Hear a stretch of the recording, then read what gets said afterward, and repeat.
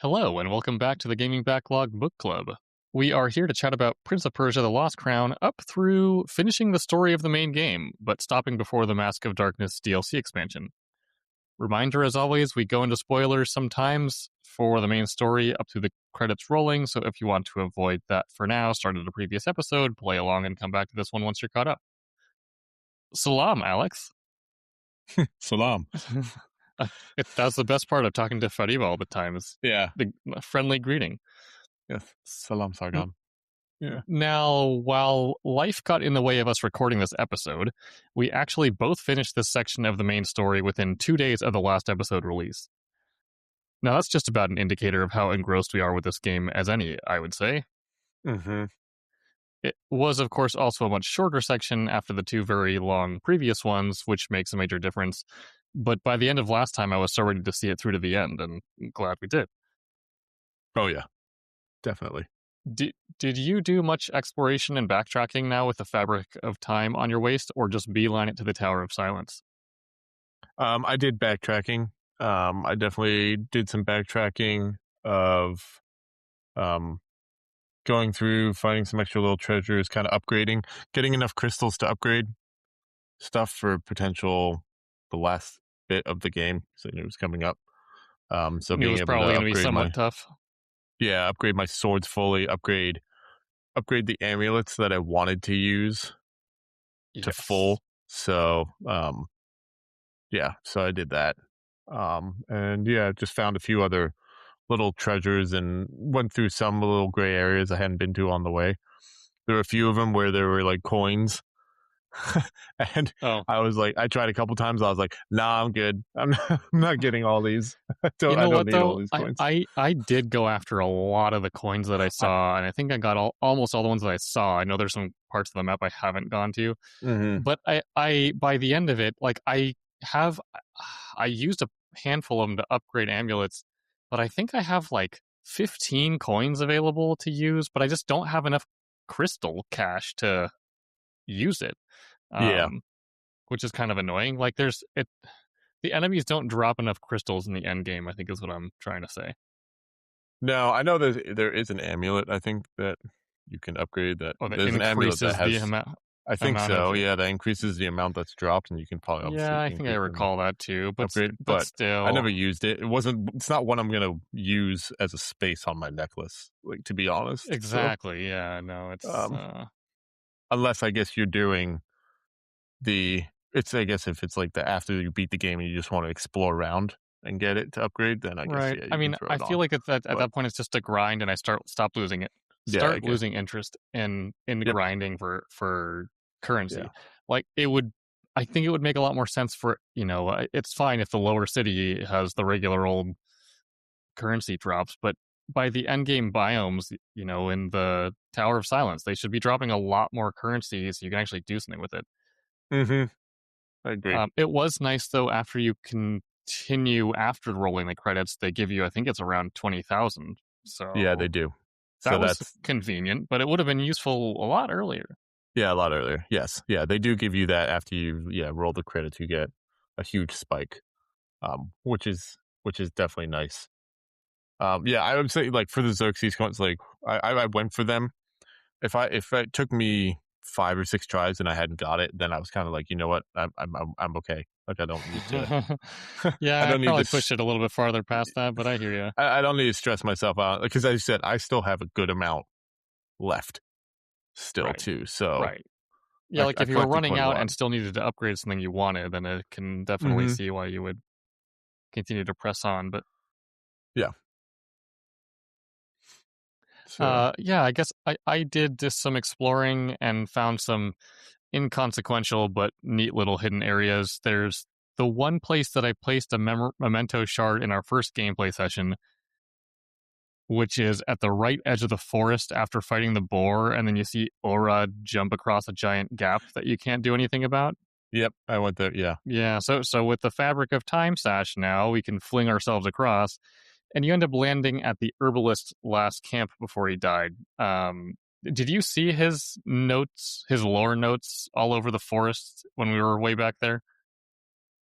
How he was searching for He was searching for a way to earlier, make but medicine to yeah, help cure his wife's disease. to help cure his So wife. there Yep. was like a bunch of dropped breadcrumb notes there about that kind of backstory. But yes, turns out he didn't quite make it. He got stuck at this camp. Very in the middle of nowhere, though. Yes. Kind of pleasant, at Yeah, it is. least. Yeah. Didn't get bothered. He probably just succumbed to the world and not didn't get eaten alive by something. So that's kind of a convenient. Mm-hmm. um, there's also the hidden village and the Athra lighthouse far east from the Soma tree, where Chumrush is hanging out now. Fariba is, of course, on the roof of the lighthouse to sell you a tiny map again. Yep. Same price as all the rest, though, and she doesn't even discount her prices or anything this far into the game. I thought we were friends, girl. I know. No. Uh, I still buy all our maps, though. I'll give her the money. yeah, I'll buy I all buy our all the maps. maps for map completion, but Oh, yeah. I don't buy the treasure maps. I can tell you that, not yet. Oh, I did. But, yeah. I guess I can support someone just trying to make some money off the tourists, though. And yeah, if you jump off the other side of the lighthouse to the right, as you know from last time, I enjoyed jumping off the Guardian balconies, even though that kind of just respawns you. In this case, you actually land on a ghost pirate ship floating in the air high above the raging sea. And better yet, it has a Soma pedal inside, guarded by some enemies. Yeah, I did. That was cool, yeah. It was a cool little section. I mean, not that the enemies seemed all that different, because there are a lot of ghosts in that space anyway, but, it's still cool to see a floating pirate ship. Yeah, it is. And then you jump off that again and land back down in the main part of the raging sea and can fast travel back to where we need to go, or wander there. Did Yes, you you do can. anything else in this segment before moving on? Because from here, I finally went on to the Tower of Silence. Yeah, I did. So, yeah, ours was a little different. I had basically almost gone through the Tower of Silence by the time we stopped last episode, because I didn't exactly know where we were stopping, That's and right. then we figured it out. But I hadn't gone. I was about 3/4 way through, and then I was like, "Oh no, I'm supposed to stop." But I That's pretty had, far. yeah, I was a good amount through it. I didn't realize either. But what I did do here was finish, which was with the hidden village and the lighthouse. Was I did the side quest? Oh, I forgot what it was called.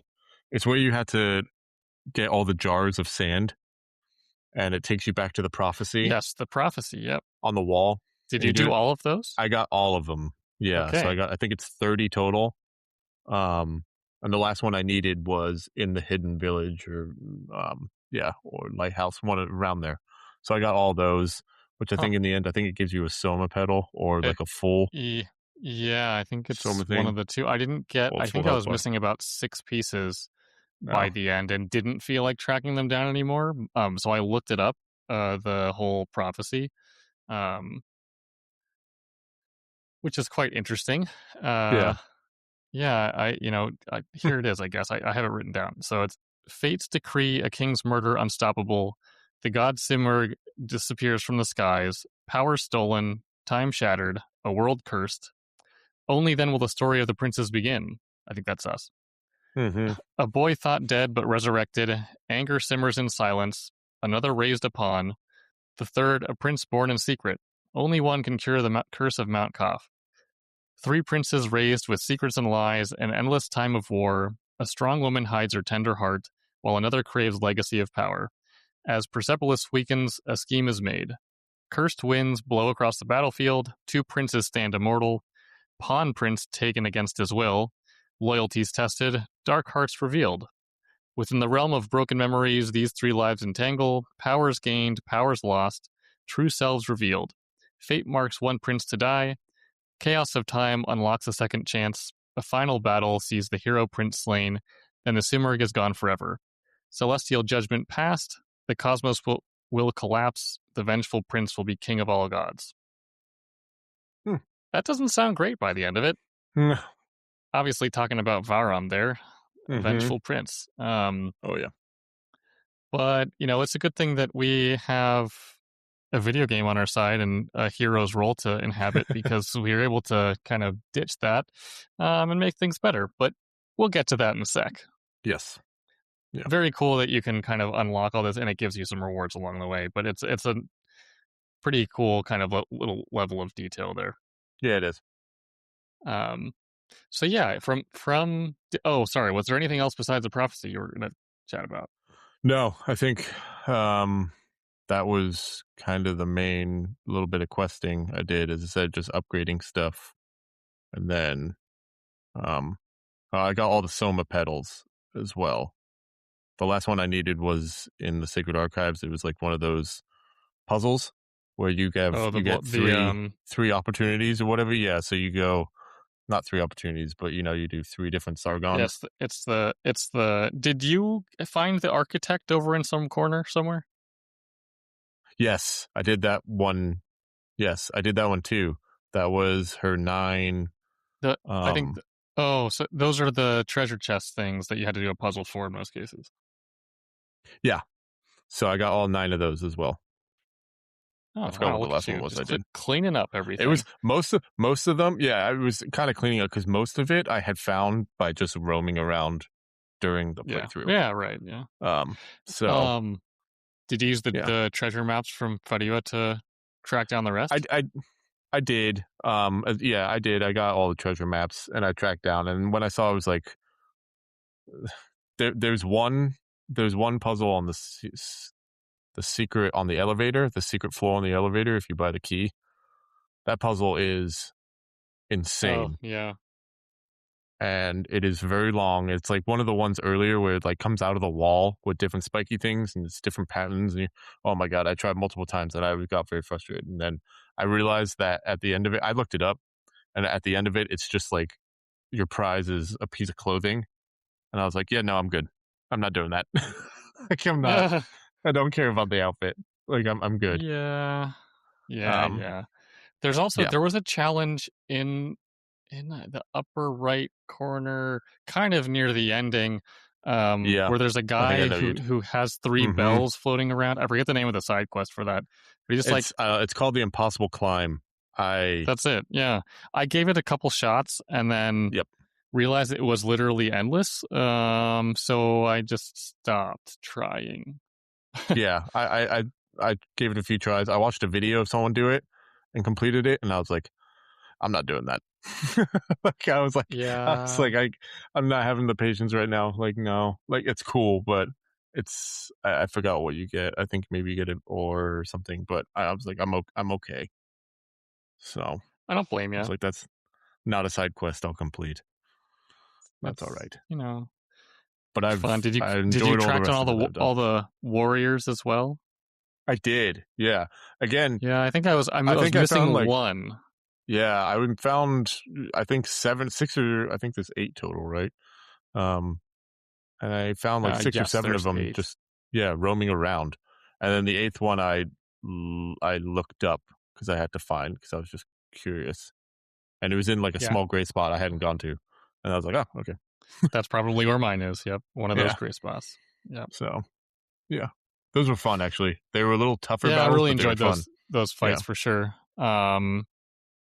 Yeah, there was a lot of kind of very entertaining Yeah. mini bosses all over the place. Yeah. But otherwise, that was all I did, and then went Okay. through the Tower of Silence. So yeah. Yeah, well, and after lots and lots of navigation through the ice of the Tower of Silence, we Mm-hmm. still have to ring 3 gongs to open a door. Yes.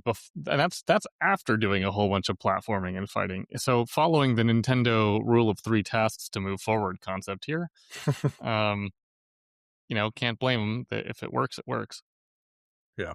I did think it was a pretty cool biome design overall, with having to launch yourself across chasms, tons of ice caves, the giant boulders that smash you into the ground. Mm-hmm. Um, but also nothing truly remarkable after everything we've been through. So while fun and a different kind of thing to look at in the background, there were some other cool areas. Raging Sea, one of them for sure in my book. Yeah, definitely. Raging Sea definitely was. Now the boss of the Tower of Silence, though, King Darius. Wow. Yeah. This was a sick fight. This was like the beginning of it, just a little movie. This was a cool fight. Yeah, it's and the interesting thing is I wasn't although I probably should have, I wasn't even actually expecting a boss fight in this area. It's Yeah. kind of it would be weird if there wasn't because of how large it is. But I was planning to just waltz in, snatch the Key of Kings from the top of his coffin, or pry it out of the corpse's fingers if they wanted to be morbid about it, and then head on back to the upper city. But I'm sure glad that they chose the boss route instead. Yeah. I guess Sargon deserves it for disturbing his eternal slumber, though, to get attacked by a giant zombie. Oh yeah. This was very Games of Thrones esque to Yeah, me. yeah, it's Like for the Ice sure King, the obviously Night in the King, show, but but as a giant. I mean, I am yeah, curious why he's so huge. Because I know that, right? wasn't he Yes, just a king? wasn't he just a regular king? Yeah, why is he? He's freaking Maybe his whole huge. body stretched out for some reason. It doesn't make any sense at all. And if someone has an explanation, I want to hear why. Yeah, Um, but overall, it was such a sick fight. but It was a fun overall, it fight. was so cool.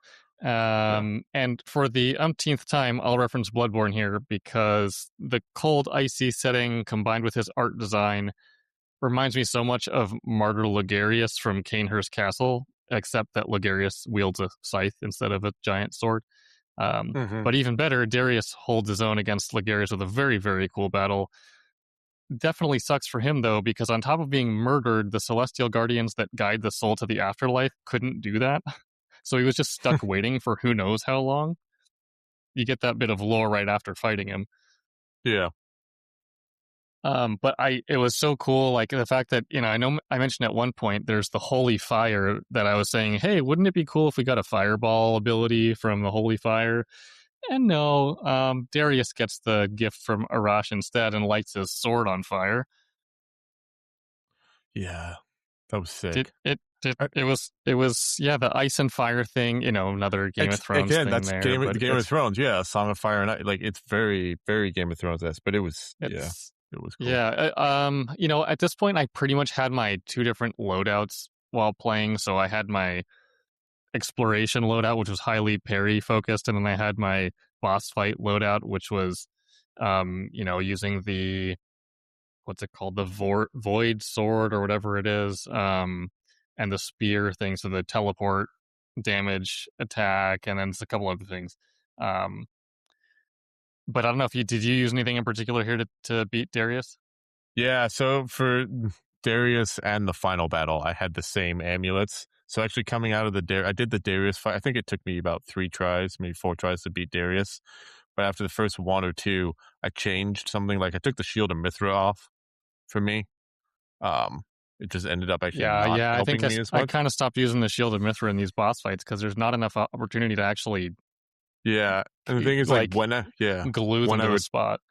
yeah, when I would parry and like the circle's there, but then his second attack comes so fast, and once the circle's gone, I don't have enough time to parry again. I'm getting hit. So I Yeah, might right. parry the Yeah. So first swing. and on top of all that, it takes up 3 slots of your amulet. So Mm-hmm. Yeah. So I swapped it out for a few different, or good yeah, call. for different amulets. So yeah, and then whatever, as I said, what I had for this fight amulet wise, I had for the final boss fight as Sure. well, and it worked pretty well for Yeah, me. I think between these two sections, because you kind of just can move on to that, unless you wanted to do exploration, you can just leave the same set of amulets on. Um, Yeah. and yeah, but I really enjoyed this boss fight. Yes. Probably, possibly my favorite of the game. It's really tough. I really liked fighting Orod as well. And Ishtaha. I don't know. I don't know if I can choose a favorite. Do you have a Age to favorite Ho boss was fight so sick. far? Yeah, it was I thought good. this one was definitely up there. I think also the not the first one, but Jahandar, that was cool. Just like Yeah, the first Johanna was big. pretty cool too when you're, pretty underpowered and have to just Hmm. work things out. Yeah, I don't know if I can rank them. That's pretty tricky. Yeah. Um, but definitely up there in terms of both Metroidvania boss fights and boss fights in this game. After you Hmm. win, you get the Key of Kings, right? Which turns out to be just a part of the sword. Yep. And you start moving back towards the upper city, and Neith is awfully concerned about you being corrupted, but Sargon just shrugs it off as, well, this is what it takes. Basically. I did also quite like right after that, Alcaraz's explanation of the multiverse being like a tree makes sense to me, Yep. and a bit different from what you typically see, especially considering how much multiverse content is out there these days. Um, and yeah, you can move on. You get like a little sending off from um, from Prince Ghassan and Alcara and Neith, and then you get to move on into the final bit. And you see boy version of Varam trying to say, "Hey, save the other me." Uh, but anyway, you walk into the, I don't know, what is it? The tower, the final room. And since Varam asks for your powers yet again, and Sargon says no, he just goes psycho mode and it eliminates the entire universe except this heart of the Simmerg space we're in. Not sure why Sargon survived it, but since there's nothing left to save, might as well get revenge, right? Exactly. Might as well. And after a heart-to-heart / pep talk / pregame speech with the Simmerg, you just gotta be the universe. That's it. Just be the universe. It's yes. Simple, easy, kind of a tall order, but yeah, if you're the only hope, you just do what you got to do. Now, the Varam boss fight is 4 phases. It is brutal. I'm not gonna lie, this was brutal to me. Yeah, it's. It took me less tries than maybe some others previous battles, sure, but right. It was still difficult. Yeah, like I think the fact that we knew a handful of his movesets from previous versions of this fight, and then you've got, it just has some evolutions to some of the movesets. Like it just took some time to adjust and adapt to the new versions, and the speed of it, especially. But we had some of the education there already, so that was good. The other thing too is you do way more damage than you should. Way more, yes. Which should be an indicator that something is up. Mm-hmm. When I realized that, you're like, wait a minute, how is he almost dead? Isn't this the final boss? Exactly. And then I realized, like, okay, fishy. there's something I need to save and make sure if I can get to certain points with certain amount of potions and everything left, I was like, I know I can beat this. Right, exactly. So it's it's a bit of that. It's but yeah, I obviously multiple health bars here. The first phase was, in hindsight, quite simplistic, and his attacks move pretty slowly. Like there's the one with the 2 orbs that come in at you, and you just kind of launch yourself up and attack. You can parry. I was parrying those once I was able to get there to parry the orbs back. The fire, is it the fire orbs or whatever that come down that he shoots down? Oh, you mean the one that he shoots out in like a sun shape, like circle at you? No, those I definitely parried. I'm talking about the 2 giant orbs that kind of try to squeeze you, flank you on both sides. Oh, never mind. Yes, I know what you mean. You gotta launch yourself up and either attack or dodge or whatever. I just I would launch myself down as they got closer. Like right. if you just held down an X, you just launch yourself down faster. Oh, yep, I hear you. No, I would literally just wait for them to close in on me, and then right as they were about to hit my feet, I would launch myself up and attack, and they would disappear. Okay. That makes sense.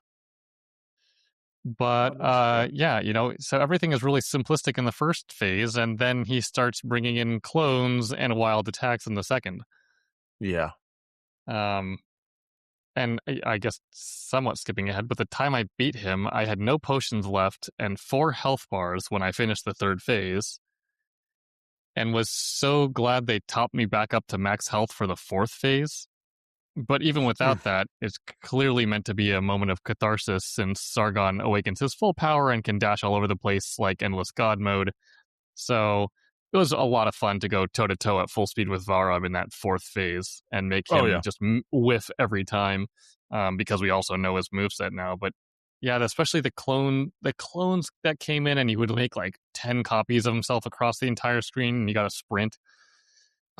Man. That one was... Yeah, I was trying not to get caught on that. I figured a slight way to do it, but it didn't work 100%. Yeah. So. I will say I did finally get very good at dodging the, all the lines across the screen attack, even though he used it a lot more often. Yes, I got better on this one at dodging it. Yes, and getting away from it. Yeah. But yeah, definitely, I enjoyed this fight a lot too. I think overall it's not my favorite because there's just context around other ones that I found more enjoyable. But it was a Yeah. really nice way to kind of end the combat of the game. No, it was. Yeah, it was definitely not my favorite. It was quite frustrating, but I was very proud of myself when I beat it because there were multiple times I got to that fourth phase and had him down low, like one or two hits, and I was like, okay, I know I'm going Yeah. to, I know I'm going to beat him. Um, Yep. and then yeah, Yep. I did. So, Yeah. and I beat him with an Athro attack. I. Oh, solid. You know what? You know what? Yeah, you just made me remember. I got him down far enough. So because I was about to die before the fourth phase started, and just barely got through there. And then I saw that my health was topped back up. No potions, but the health was back to max. And I just thought, okay, oh wait, I can move faster. Oh, okay, I know these move sets enough to just dodge most of this. I got hit a couple times. I actually got in a couple parries with just his regular slashes, which was shocking to me, considering how Mm-hmm. fast he attacked. And then I got him down to enough damage. I think I used an Athra Surge, and then it was like the sliver that you mentioned. And I was like, maybe 3/4 of the way of the screen away from him, and I killed him with a single arrow. Oh, nice. I was like, will it work? And it Yeah, did. And it was great. yeah, It was like, of all the things, one simple arrow is what took him down. yeah. I will. So I'll say for like my fight, what I had, like my amulets wise that I had on. So I had the what is it, the Vera Threthragnar's Wrath. Yeah, Very, yeah. yes, The one that yes. greatly, I have it maxed. Everything was maxed, so it greatly increases Yeah. Athra Surge attack damage. That was Yes. massive. Yeah. I had the Will of Rostam, which greatly increases the power of the standard sword attacks, along with You the know what? I swords don't being think I maxed ever out. found that one. That one was useful. I had my swords maxed out. I did not find a Will of So I Rostam. had That sounds swords nice, maxed though. out, and I did more power with standard sword Huh. attacks. Right. Yeah. I then had Blessing on +2, so I got 3 extra. I had Mount Damavand, which greatly decreases the power of incoming melee attacks. Oh yeah, that's one of the things you can buy from the mage. I bought that Yep, I after I bought finished that. the game because I just thought, well, I Nope, guess I I could just bought buy all the that. things. Yeah. I bought that like just before the Tower of Silence or during it. Now, see, I So really, really liked the Void Blade. So you just yeah, I every, didn't use that I one. don't know how long it was in between recharges, but every time you'd slash, you'd send a long distance slash, basically. Oh, Um, nice. but I then no, also yeah, I had mean, it's Rakshana's Gift. Ruxana's Oh no, gift. Yeah, I used that the yeah, entire which time, pretty much. restores health after parrying. Yeah, that was big. The IR amulet, which greatly increases Athra buildup for each successful attack. So, and I then don't I know if had I the found that prosperity one bird. either. Yeah, so I had all those. So that it like Interesting. helped me build up my Athra surge. And then I had for Athra, I had the Bahamut's Rage, like the large one. And Oh, yeah. Mm-hmm. if I could catch him, the parts where the circle like comes in while you're hitting like the rock or whatever to break it. Oh, yeah. I Yeah, guess yeah, it's a yeah. Simurg or whatever the power to break it. When I would break it, if I could get to it in time, I break it and he like then sits there for a second and I have the surge available, I'd just use it. just Yeah. or catch him Kind on of a parry where he'd just, stumble back and then boom, I'd use it. And that's how I finished him. I think I oh, caught him on a nice. Yeah, parry and then that's that's what I great. had. Yeah, the And it Athra worked well. surges are super helpful, definitely. Mm-hmm. Yeah. And especially all the ways that you can build up your meter there, which is awesome. Yeah. Um, but yeah, you finish him off, and I guess all it took for Varum to see the light of reason was to be beaten by someone he underestimated. Yes. And his parting words are that you should be what Persia needs. And then he proceeds to cleave a hole in the ground and goes and vaporizes himself when he returns the heart of Simmer to the void.